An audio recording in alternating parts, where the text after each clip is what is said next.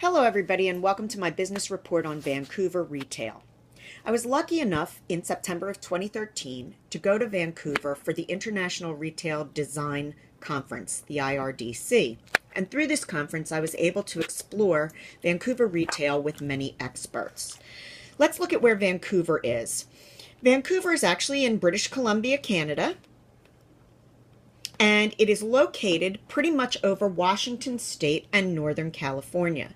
Now, this is important because I do think that some of the same influences that you will find, particularly in Northern California suburbs, are things that you will see in the Vancouver suburbs heading into the central business district and the city. The suburbs have kind of the same sort of housing, the same sort of color scheme that you would find in that area. Once you get into the city, though, it really looks much more like any other European city or an Asian city. And you can see from this image that there is a lot of verticality in the city. What you're looking out over is the central business district and the surrounds. And what you will see is that there are a lot of high-rises. Many of these are devoted to a business. Many of them are mixed use, and many of them are just residential.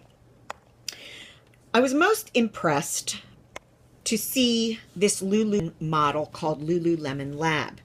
This is a space that is in one of the upper districts in Vancouver, and what it does is it's a collaborative design space. So there are some Lululemon designers. There are some design interns, and then people from the community are invited to come in and work with these design teams to collaboratively design men's and women's clothing and accessories. Once they're designed and we decide that they're going to go into production, they are then created in the sample room, which is in this area. If they are actually going to produce this product, then it is actually made several doors down in a larger production facility. This really captures the spirit of local and community-based retail and product design. It's something that's new and trending, and it's great for Lululemon because they get to see what their customers on the street are really interested in having. The second store I'd like to bring to your attention is John Fluvag. Now, the Fluvag shoe store in the Gaslight District in Vancouver is the flagship store and where all the design happens. It's a beautiful, beautiful, beautiful store. And if you go to the Flickr account with the Vancouver collection, you will actually see a lot of images of Lululemon, of John Fluvag, of MO815, which we're about to talk about, and several other Vancouver retailers. MO815 is another store in that Gaslight District. It is Montreal, and I believe the 0815 is a postal code for Montreal.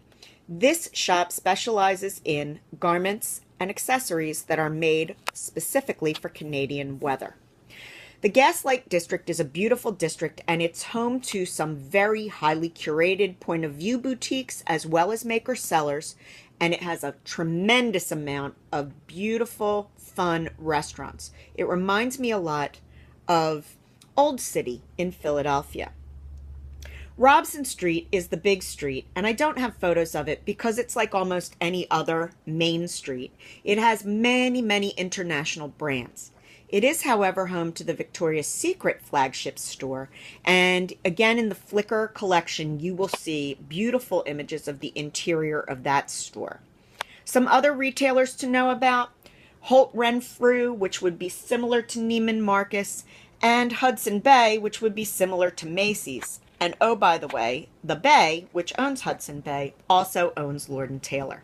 I hope you've enjoyed this business report on Vancouver retail, and I hope you investigate Vancouver some more. Thanks.